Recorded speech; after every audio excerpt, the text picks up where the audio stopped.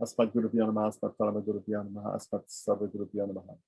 We're going to talk a little bit about Indic scripts and how to understand how to write them, how to read them, how to transliterate them. And so first thing I want to do is I'm going to show a website called Aksharamukha. And I think everybody can see that. Okay, this is on the internet. There are ways to do transliteration or transcribing from one script to another script.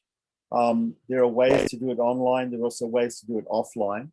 This is a very good way to do it online. And if you see down the side here, there's a lot of different things that you can click on. First thing I want to notice, I'm going to click on scripts, and I'm going to look at transliteration schemes.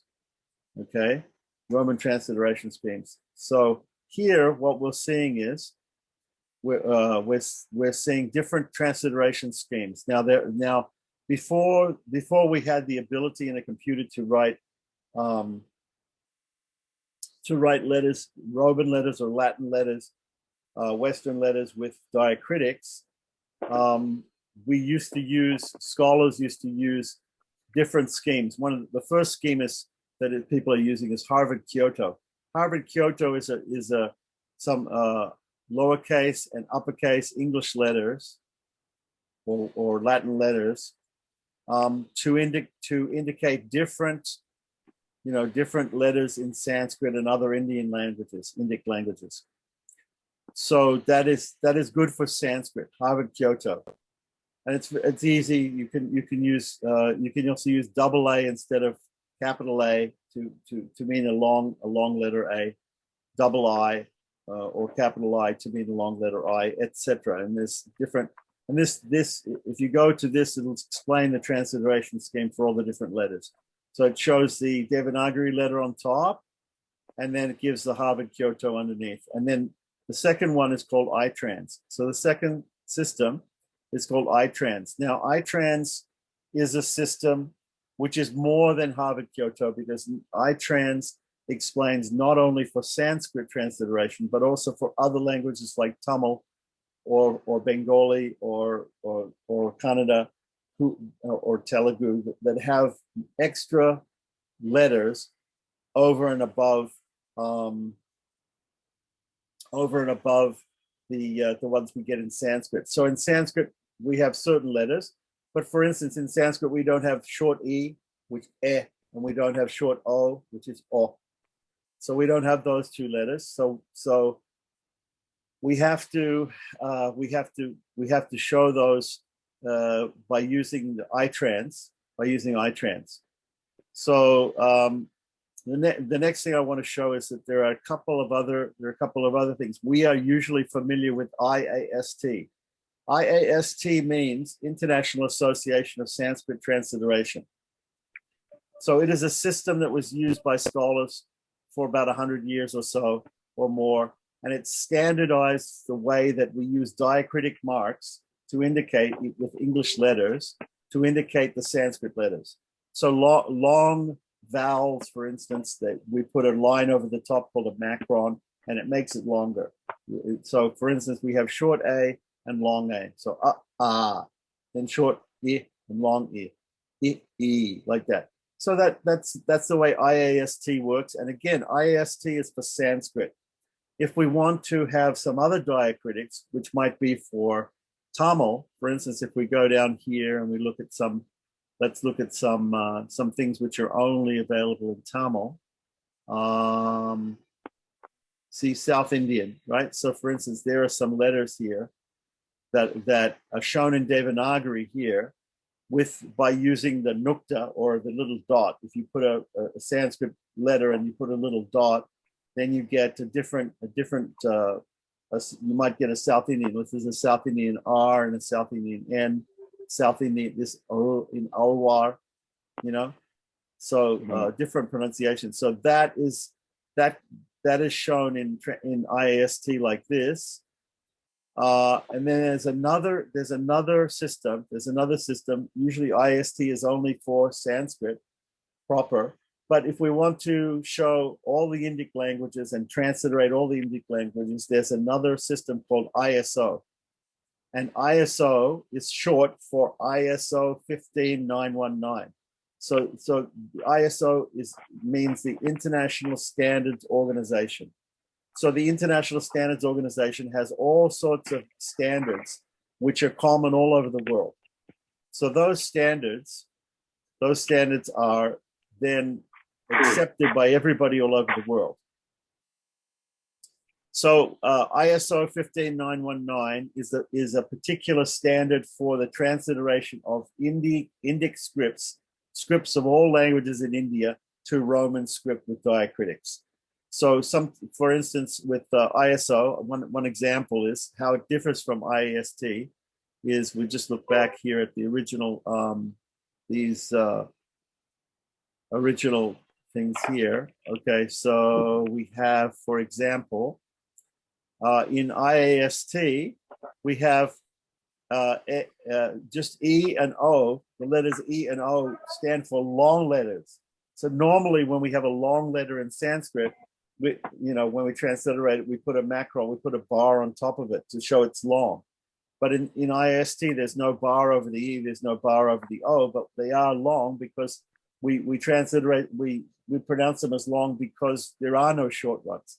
But in Tamil and in Kannada and Malayalam and Telugu and some other languages, they have short versions and long versions. So how to make a difference? So in IAST, what they do is they put, for the long versions, they put a bar over the top of the E and the O. And then for the short versions, in ISO, the short versions, they don't have any. So if you're reading ISO, if you're reading one in ISO, in fact, I was thinking that probably the best thing for persons who are Sri Vaishnavas, or they have to deal within the same document, Sanskrit and Tamil. For instance, if you have a Tiruvaradanam, if you have a Prayoga of Tiruvaradanam, and somebody's chanting Satamurai, they're chanting some Prabandhas, right? So then how do you transliterate the Prabandhas and transliterate the Sanskrit verses as well? The way to do it is with ISO. That's the best way to do it. And that's the way scholars will do it, and they'll understand it. Because if you look and you see an E without a macron on top, that's short E. That's E. That's not A, right? So these are some things. So first thing we have to do if we want to learn scripts is the first thing, be familiar with our own script, our own mother tongue, the English letters, and how we put diacritics on those. And then after that, then we can understand properly when we see the other script. Okay, so that's, if you click on this side, you get the different Roman transliteration schemes, and you can understand those things. So you can look at the letters on the top, and you can see which one. So these are the most important things we have to know. Harvard, Kyoto, and iTrans. Harvard, Kyoto, we have to know for Sanskrit, and iTrans is an extension of that. If you just learn iTrans, it's enough, right? But if you're only interested in Sanskrit, you can just learn Harvard, Kyoto. And that's a method of typing that you can type in Sanskrit words, for Harvard, Kyoto, or any word in any Indian language with iTrans. And then you can turn it into either IAST for Sanskrit or ISO diacritics, like that. And the way you do it is you go to the converter up here, and for instance, with Harvard Kyoto, if I write R capital A M A, or if I write R double A M A, that is the same thing. That's Harvard Kyoto, and it comes, and over the other side you see okay. So it didn't work with R capital A M A, like that. And we get on the other side, we get Rama in Devanagari. And we'll get the same thing in Tamil. If we click on Tamil, that's Tamil, right? If we choose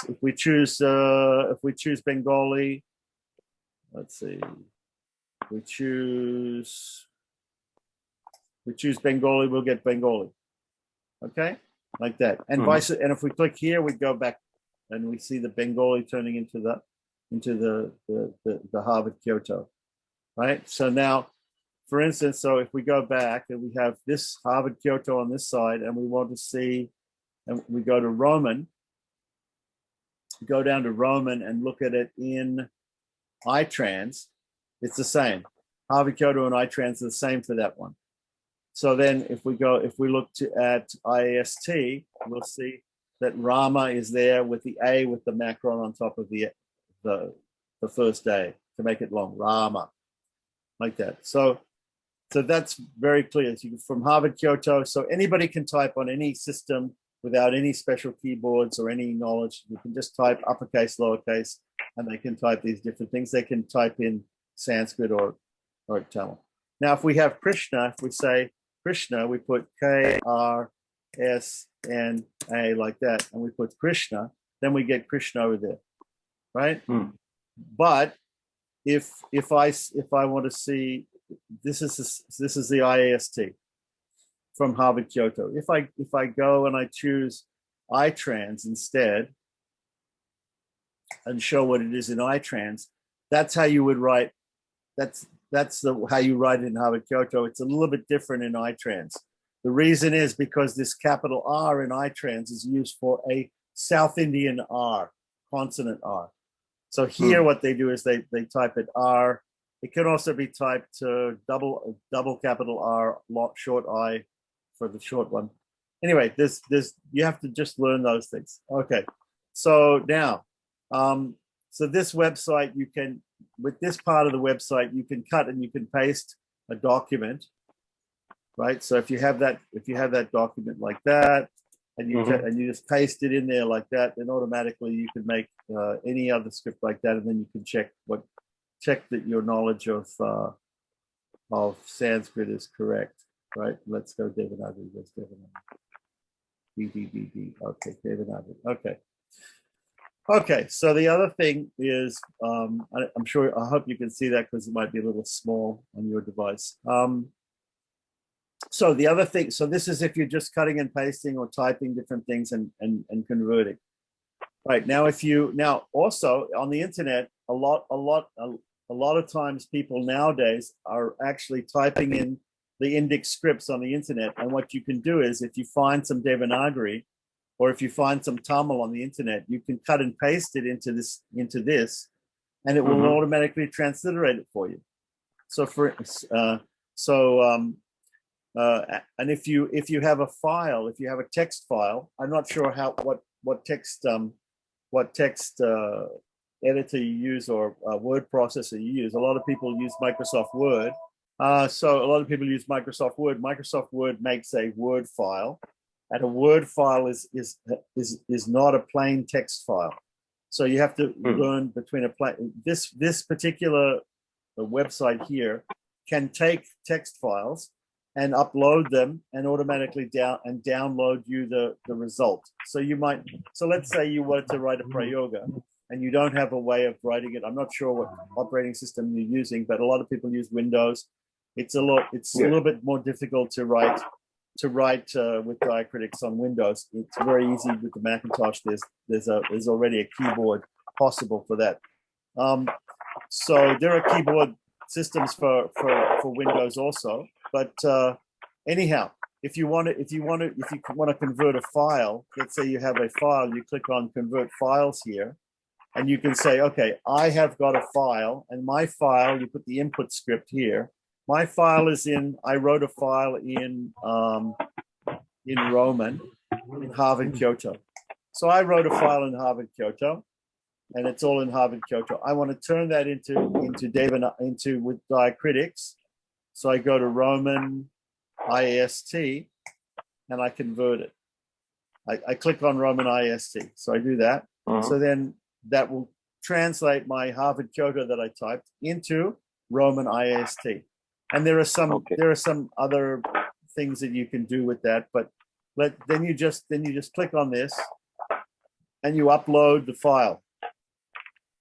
You upload the file that you have. The text file has to be a plain text file of Harvard Kyoto, and it will and then you click convert and download or convert and view to just see it on the screen.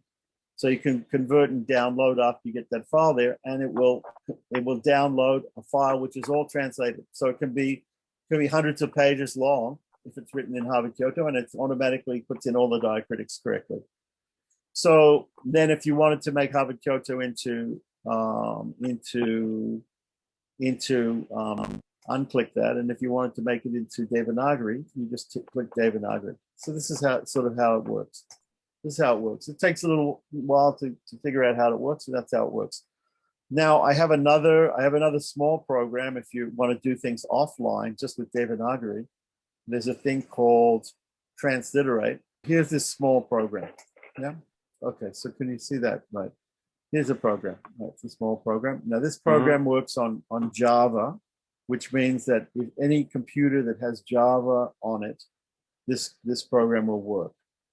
So it has 3 areas here. So it has an area where you put in Roman, where you you just type in, and automatically. So for instance, if I go like this, if I type in Rama like this, which is in Harvard Kyoto, then automatically it makes a Devanagari, and it makes also a one with diacritics. Yeah, automatically. So what I can do is, if I want to, I just type Rama, or I can paste Rama from a document in there, and it will come out like this. Then I can select that. I can cut and paste that to another document. Okay. Yeah, and I can also cut and paste that to another document. The one with the diacritics, I can also cut and paste. So I can paste the Devanagari. If I need help with the encoding schemes, it shows us Harvard Kyoto. I can go to the help, and it will show me. Let me show you that help. The help, here's the help. If you click on help, you see this. And it shows you the Harvard Kyoto system. So for, short A, small a becomes A. Capital A, or you also have to know double A will also work. Anyway, these are the things that you type in if you want to get the Devanagari symbols if you're using Harvard Kyoto. So then if I click that off for right now, and if I go back to sharing, if I show you the one for iTrans, I can show you the one for iTrans. New share. Okay, this is the encoding scheme for iTrans. This is all easily seen when you go to the help menu on this little program. So this shows you iTrans, the iTrans system like that. So I recommend to everybody at least learn Harvard Kyoto. If you're going to deal with Tamil and other languages and not just Sanskrit, then please learn iTrans. And then when you know iTrans, then you can type. Then you can immediately type in those languages, and you can immediately convert what you've typed into any script. If you just want to do Devanagari, if you just want to do Sanskrit, then Harvard Kyoto is enough. But iTrans, if you want to put it in any Indian script, any Indian letter, because there are different letters. See, the iTrans also has some other Indian letters down here, like the F and the Z, and the Q, which comes in some languages. Okay, so let's go back. So let's go back to that. So that's a very small program. It works on every computer with Java, and so it's like that. So these are different methods for learning. Then what you do is you can easily get any book, any VBT book that has the Devanagari and the Sanskrit transliteration, and you can just look at it. You can look at the Devanagari, or you can look at you can put a piece of paper or put your hand over the transliteration and look at the Devanagari and start to write out or type out on the computer in a different window. Type out what you think is the transliteration. Right. And if you can't type on your computer with diacritics, then just type it in Harvard Kyoto, or type it in iTrans, and then look and see how they've transliterated it, and see like that. So the first thing that we do when we're learning any Indic script is we have to learn the alphabet, right? So are we clear up until now? And you can look at this video again.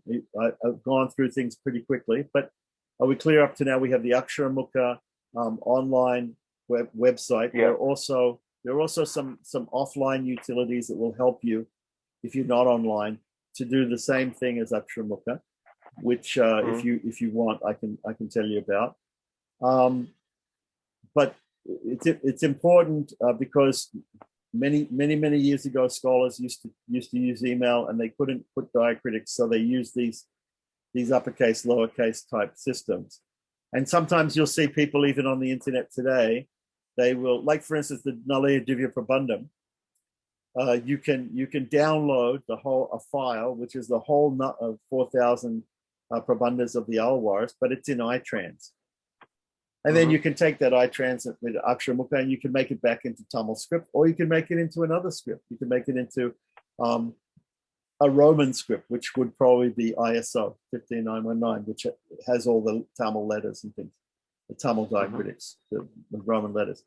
So people still use, there are many people who still use, some of Chinnaji's people, you know, when you see his transliteration system, it's not a standard one. It's not Harvard Kyoto or iTrans, but still you'll see Indians, a lot of times they'll use capital A or double A as a long A, you know, and that's because they know about Harvard Kyoto and iTrans. They don't, but some of them don't use standards, you know, so they use the colon mark instead of a visarga, instead of an H with a dot under it. You know, Chinnagia, they tend to do that. So it's not standard transliteration. They should follow standard transliteration. If you follow a standard system like I showed you in that website, then you can move back and forth from any script like that. So the first thing, so continuing on to learn an Indic script, because first thing we should do is learn our own script, learn the Roman and learn how to put diacritics and things like that on each one, and learn how to enter text with upper and lower case or double letters to indicate an Indian letter, right? And the second thing we do is we start to learn to read the actual Indic script. And when we start to learn to read any Indic script, starting with Devanagari probably is the first one people want to learn. The first thing we have to do is we have to look at the alphabet. So let's go back to Aksharamukha and I'll show you something about that. Aksharamukha. Okay, so we're at Aksharamukha. So here, on the side, we've got converter. So we talked about how we can convert small texts. We talked how we can, if we click on convert files, we can convert text files into other scripts. Now, if we go down to scripts, and we click on scripts, right, and we open up, we looked at Roman transliteration scripts, but now if we look at Devanagari, for instance, if we click on Devanagari, it will show us Devanagari script. So it'll first of all explain to us a couple of places where we can go and we can learn more about Devanagari script. It says that this script of Devanagari is used in more than 120 different languages. So it's a very common script. It's used in Hindi, Nepali, Marathi, Maithili, all these different, Bhojpuri. These are all regional languages in India. There are many different. We're interested mostly in the use in Sanskrit, classical Sanskrit or Vedic Sanskrit texts. So we look down here, we'll see the alphabet. So the first thing we do when we learn a script is we learn the alphabet. The alphabet consists of individual letters, right? But they're not put together. Now, in some scripts, when you put the letters together, that they change in a little way, right? So first of all, we learn the individual alphabets, right? So we have it's in Sanskrit alphabetical order. There are some strange ones here which you don't have to worry about. The others, right? These are for writing other Indian languages, right? Combine other signs. So we've got the vowels here. These are all the vowels. These are the vowels. Okay, so then we're going to continue on. We've got Anushwara Visarga and Chandra Bindu here, which are three signs in Sanskrit, which we need also. Then we've got the consonants, and the consonants are broken up into different groups. There's the gutturals, the palatals, the cerebrals, the dentals, the labials, right? Then we've got semivowels, yara, lava, right? Then we've got sibilants and the aspirate. So sibilants are sha, sa, ha, and then we have some South Indian consonants. Now, the Indian government has added made some special consonants for South Indian for transliterating South Indian texts into Devanagari.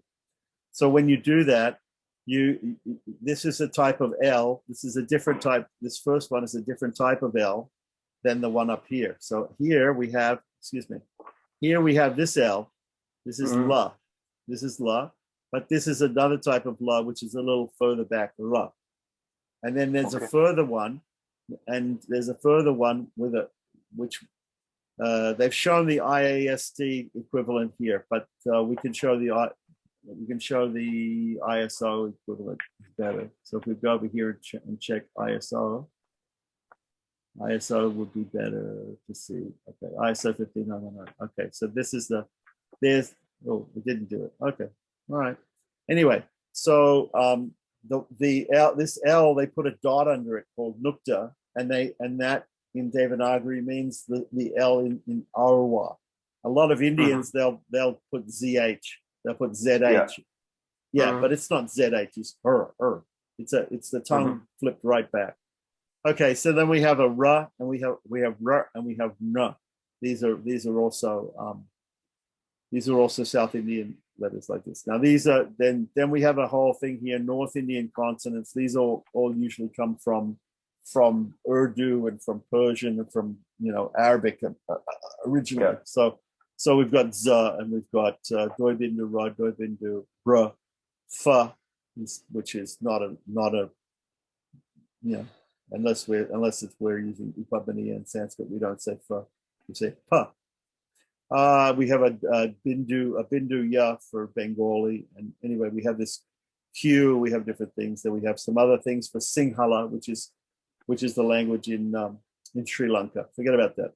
So you can more or less forget about these two lines here, like that. The guy is just being very complete, and he's showing it now. So first of all, we learn, if we're going to learn Devanagari, we have to learn the letters first. The way to learn the letters is we go back to that. We go to the converter. We go to the converter, and one side is Devanagari, and the other side is Harvard Kyoto. And we can just type things in. We put in there, and we'll see what is. Right? We can put I in there, and we'll see what I is. Right? We can put U in there, and we can see what U is. Like that. So some people, when they're learning, what they used to do before computers is people would get a card. You buy a little card. You get a little card. And on one side, you put the letter, the Sanskrit letter. And on the other side, you put the English with the diacritic. And you can put the cards in a stack. You hold up the card with the Sanskrit on the front, the Devanagari on the front, and you guess what it is, and then you turn it over and see the answer. When you start to get them correct, then you're learning the script, right? And start to write the letters also. That's also a good way to do it. Okay, so anyway, going back to the script, the Devanagari script. If we look at the Devanagari script, after we learn those letters, these are what we call initial vowel signs. But when a vowel comes after a consonant, it changes. It's not shown like this. Only when a vowel comes before a consonant, it's shown like this. When it comes at the beginning of a word, when there's a space, and sometimes many words can be put together without a space, but when there's a space, and then the next word begins with a vowel, you have to use these. These are called initial vowel signs. Okay? They're only used when the vowel comes in the beginning. When more often than not, the vowel comes after a consonant, right? So if we go down here, we see this is, he says CV here. CV means consonant, then vowel. right? So when you have a consonant followed by a vowel, such as the letter K followed by A, right? Therefore, you have to show it in a different way. Now, the inherently in every Sanskrit consonant is an inherent short A. So this letter, this here means ka. This symbol means ka, right? If we want to show the letter K without any vowel, we have to add a little tail, a little dash called a virama. Let's see if we can show that. No, he hasn't shown it. Okay, so that's fine. But there's a way of putting you put a little slight dash next to the K, and that shows that there is no A. But normally, if you just write the K by itself, it means Ka, ka, right? So then if you want to put a long A, right, then you add a vertical bar to there's the K, there's this, and if you add a vertical bar, I don't know if you know any of this. Anyway, so this is how you add the different letters to the K, to the letter K, to the consonant, how you add the different vowels when the vowels come. So you got ka, ka, ki, ki, ku, ku, kri, kri, kri, kri, ke, kai, ko, cow, like that. You could more or less forget about long lri because there's no application. There is no word at all in Sanskrit, but they put it there just sometimes for completeness. There, and very few Sanskrit words have a short lri, right, vowel.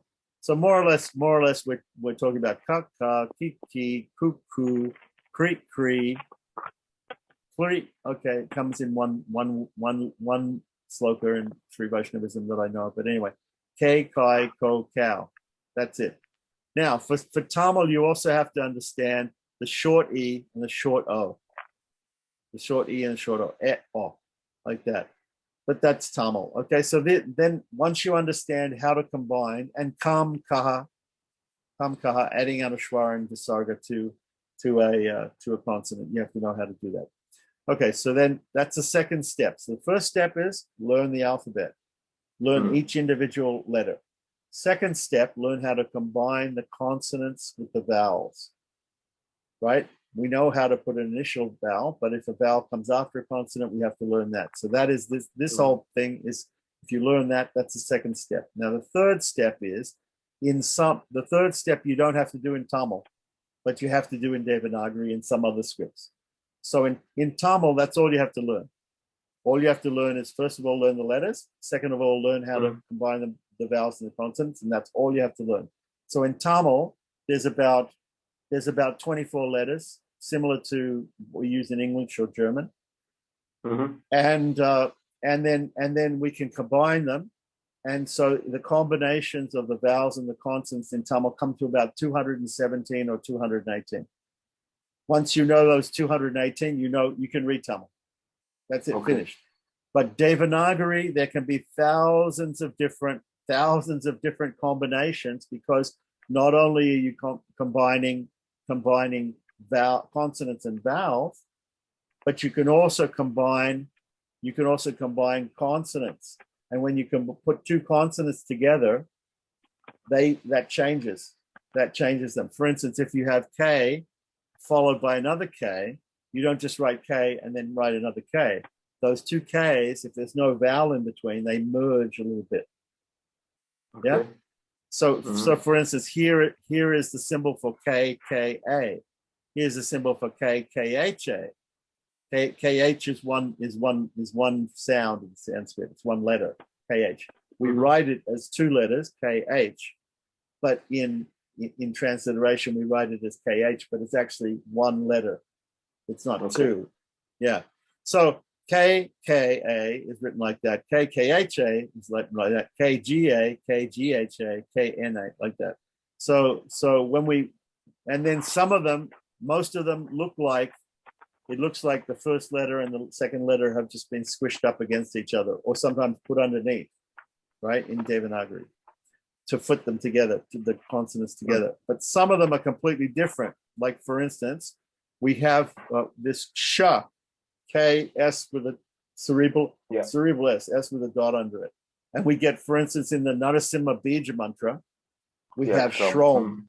Yeah, Shrom. So we can't just write K and then write an S and write an R, because the KS has a special sign.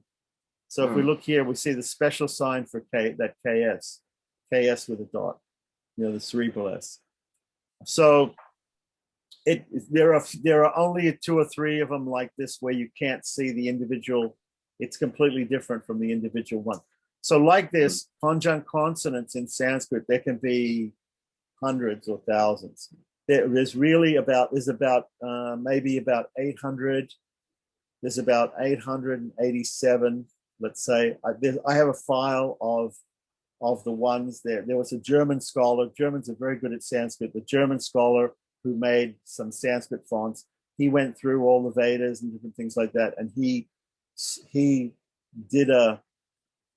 found all the conjunct consonants and he put them in a list. It's like that. So all the ones, and he knows the percentage of the time that you will come across them. And some of them are very rare. Okay. Some of them are not. Some of them are very common. Okay. So the first step, learn the alphabet. Second step, learn how to combine the consonants and the vowels. And the third step in Devanagari is you have to learn. If Tamil, you're finished at the 2 steps. But Devanagari, you have to learn putting the consonants and together and change how they change when they're put together without any vowel in between. Conjunct consonants. That's that's the third step. Once you know that, then you know a script. You know script fully. So, but also the converter will do that for you. If we go back to the converter and we look at the converter, let's say we want to type in something. We would want to type in Krishna, right? Now, Krishna is made up of K, right? So if you look at the Devanagari, you see, can I make that bigger? Can I make that, whoops, not too big. Okay. So if I put in KA, I get the Ka, right? And plus, I'm going to put, the next thing is Re, right? So if I put in, that's Re, right? Oh, sorry, that's Re. That's the initial form of Re. Right? If I put in the shna is like this, right? That's the S, right?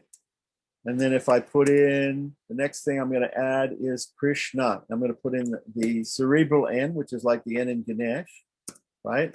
And that, you see I've got all the individual letters there. But if I just take out the plus signs, that's not what it looks like in Devanagari. How it's going to look in Devanagari, it's going to look like K, R, S, N, A. That's going to look like that. It's going to look like that. So the first thing is we have to add the K to the Re. So if I put like that, I get this. It's the first part of this. This is the full Krishna. But this is Kri. This is Kri. Right? Now, if I want to make the next, so there's 2 syllables in Krishna, Kri and Shna. Kri and Shna. Yeah. So Shna, if I put Shna, I have to put S, and I have to add this.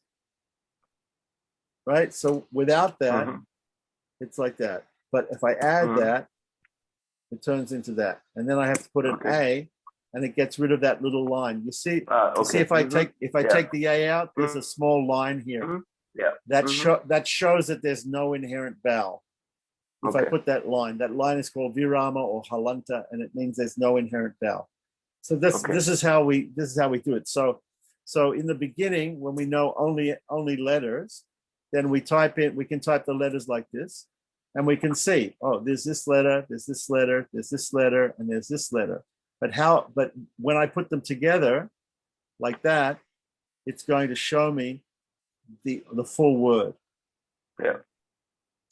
So it's a little bit complicated. Devanagari is definitely complicated. Now, Tamil is much easier. In fact, it looks weird. It looks sort of, all sorts of squiggles and things and round circles almost. But actually, it's much easier because there's only like 24 letters, whereas Devanagari's got about 48 to 50 letters, right? And Tamil has got only about 24. But the problem with Tamil is that for using it for Vedic mantras or for classical Sanskrit mantras, it doesn't have all of the letters. So in Sanskrit, for instance, we have in Devanagari, we've got these consonants. We've got ka, ka, ga, ga, nga. But in Tamil, you've just got ka and nga. Yeah. You don't, these three in the middle, you don't have. Then you've got cha, cha, ja, ja, nya. In Tamil, you've got cha, you've got ja, and you've got nya. Mm-hmm. But these two, cha, and ja, you don't have. So, and then in this one, ta, ta, da, da, na, you've got only in Tamil the first one and the last one. That's all you have. Okay. Same thing for this one, ta and na. That's all you have. Pa and ma. That's all you have. Like that. Then you have three different L's. You have an extra N, right? You have two R's. Okay. Then you have the same number of syllables and aspirate. But anyway, so Tamil is very different. If we look at Tamil for a second, let's just look at Tamil. Tamil. Okay, if we look at Tamil, this is Tamil, and you'll see when you see these blue markings here. These things are in blue text.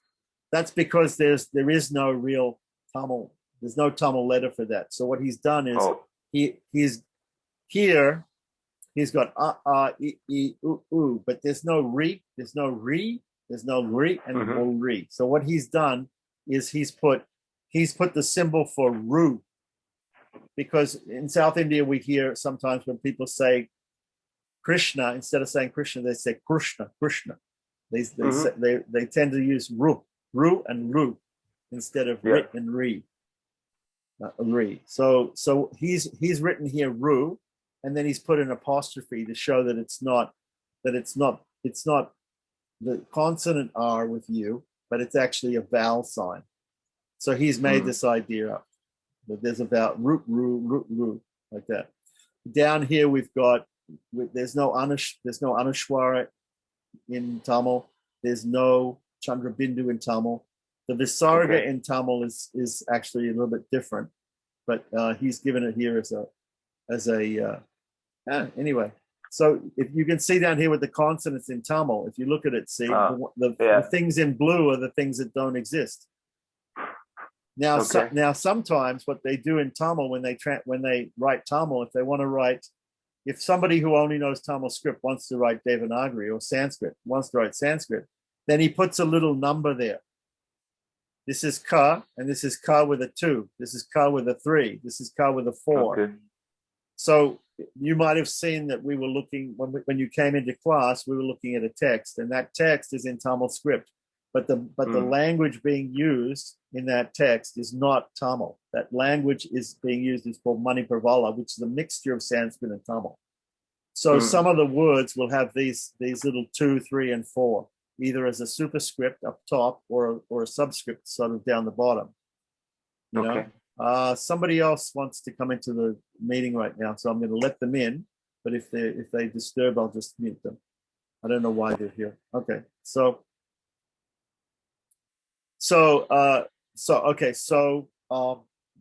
that's Tamil, like that. I suggest that you don't try to learn 2 scripts at the same time. The first thing you should learn how to use the different things like Harvard, Kyoto, and iTrans, right? Then you should then learn how to make diacritics, proper diacritics, either IAST or ISO from those. Then once you've mastered the uses of the Roman alphabet and the Latin alphabet with diacritics, then and with the transliteration scripts, then move to learning Devanagari, and first of all learn the alphabet, then learn how to mix consonants and vowels, then start to learn the conjunct consonants. Now, if you want to do that, you can email me and tell me where you're at, and I will send you like little things in Devanagari, and you transliterate them, like just little, like even just starting off. I can send you. Let's go back to Devanagari.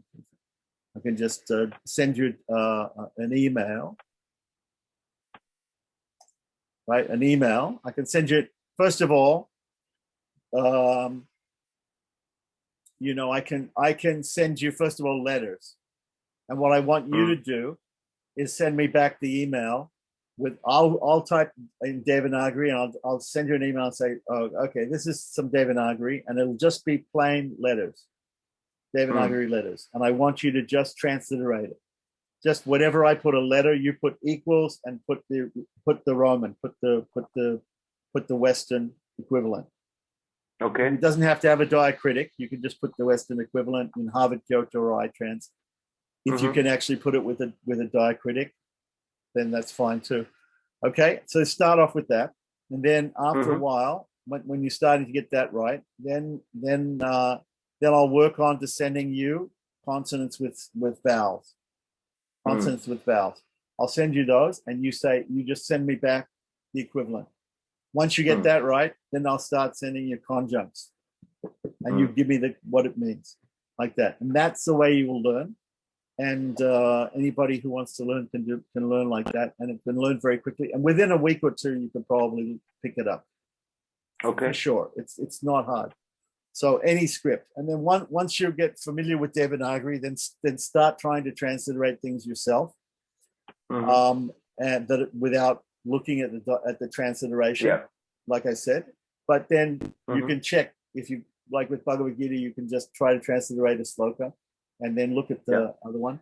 A few things that you have to know later on is you can learn about swaras, swara markings, and you can learn about there are some Vedic symbols and things that also get, if you're reading Vedic texts, that you might not know. So there's a few other things, and you have to know that a danda or a stick is like a comma, and a full stop is like two sticks, and that's all. And then the numerals, you learn the numerals, the numbers, and you'll be able to know the verse number and the chapter number when you read texts and things. So that's all.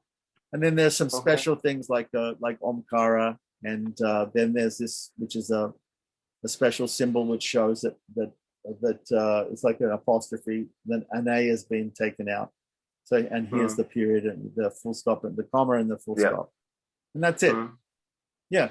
So have you got any questions? Any questions about what I just said? And we're recording it so you can watch it again. I've gone through everything very quickly, so I don't expect you to have picked up everything.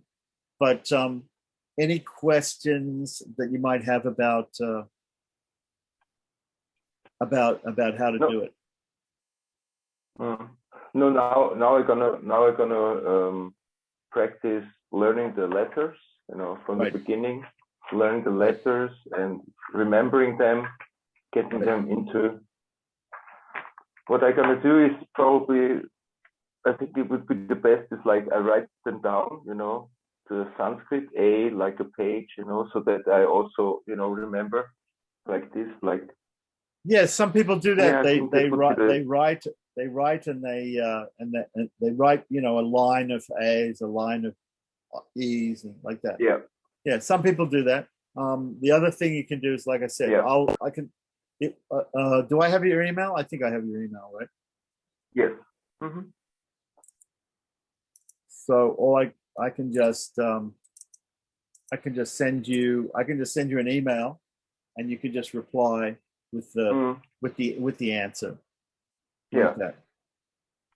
We start out just instead, because now you're seeing the alphabet in alphabetical order, right? There's a certain alphabetical order. And it's good to learn the alphabetical order too, because when you look in a Sanskrit dictionary, it'll be in that order. It won't be in German or in English alphabetical order. So what I can do is I can send you some individual letters to start with, and you transliterate them, just and it'll be in jumbled order. It won't be in the same order. Okay.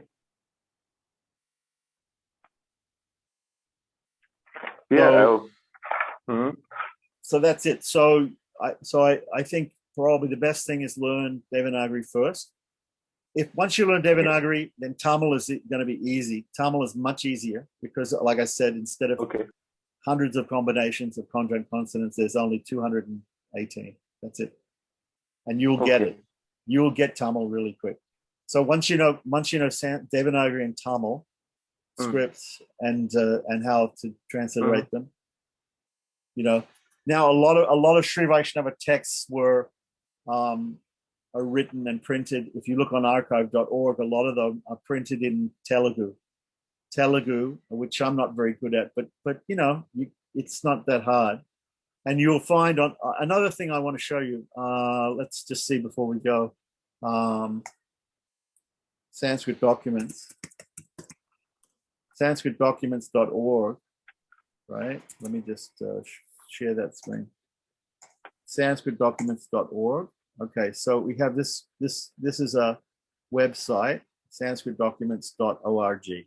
Okay, now what you do is you want to find a Sanskrit text. So if I look over here, it says Deva here.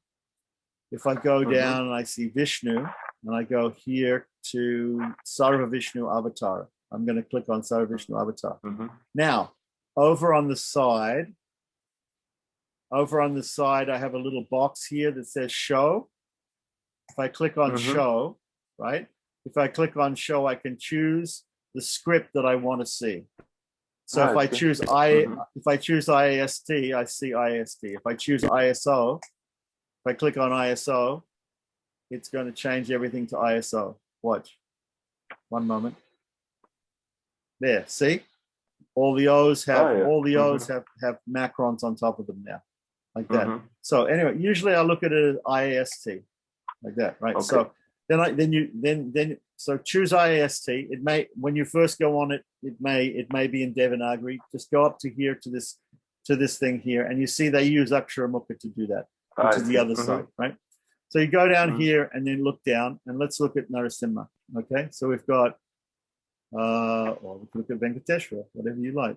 Okay, so we go down, and this is Sanskrit alphabetical order, remember. So TTDD, okay, Narasimha. Okay, so here we have Narasimha. So, for instance, where's this? Narasimha Kavacham.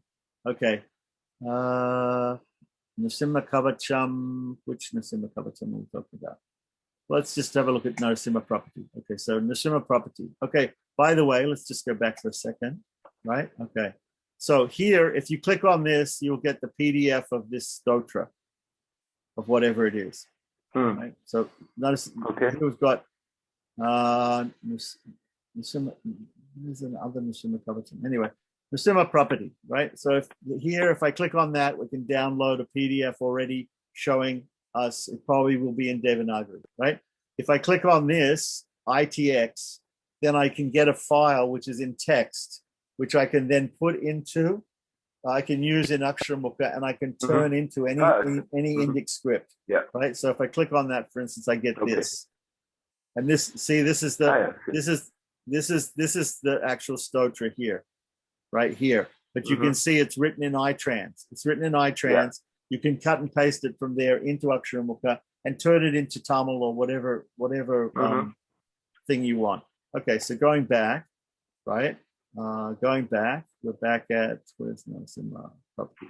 Where's Narasimha property? Here it is. Okay. Narasimha property, where's it? Here. Okay. Narasimha property. Okay. So if I click on this, I'm going to get it in Devanagari, but then it's going to change into IST because I chose IST, right? Shri Narasimha property, right? Mata Narasimha, Pita Narasimha, right? Short thing. Now, if I click on show here, if I choose Devanagari, it'll turn it into Devanagari and I can see it as Devanagari.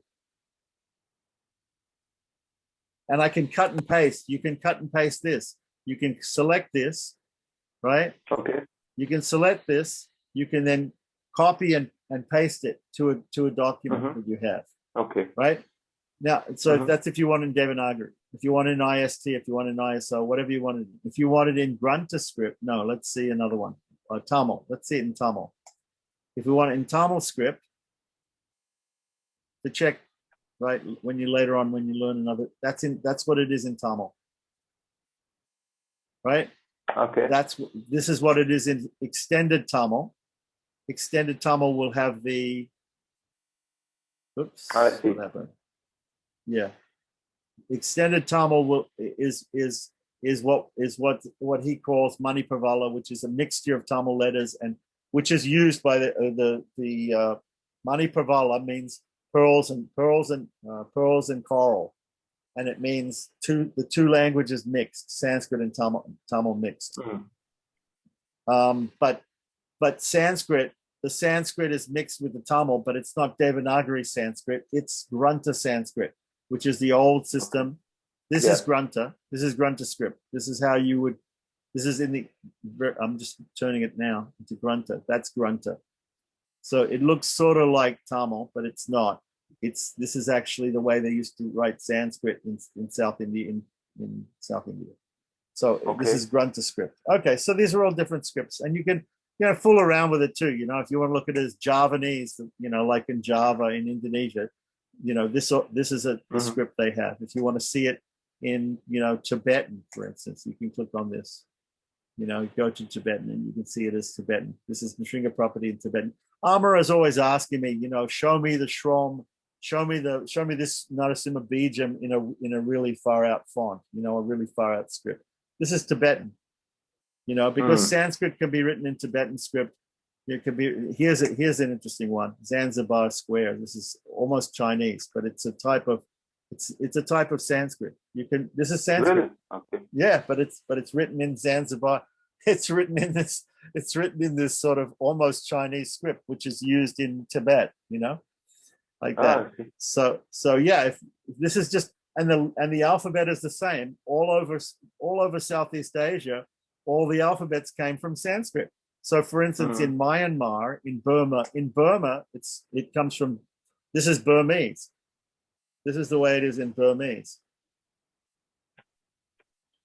I mean, you can go to town. This is Balinese. In Bali, there are Hindus also, and they chant Sanskrit. They chant Sanskrit, and this is what their Sanskrit looks like. So it's unlimited. There's hundreds and hundreds of alphabets that were used in India. Some of them were used in India, and some of them were not. Some of them are used for Sanskrit in Indonesia and in Cambodia. Like Cambodia looks like. Where's Cambodia? Kannada, Javanese, Gujarati, the Khmer. Khmer. Yeah, Khmer. Okay. More up. Yeah. Khmer, yeah, Cambodia. There we go.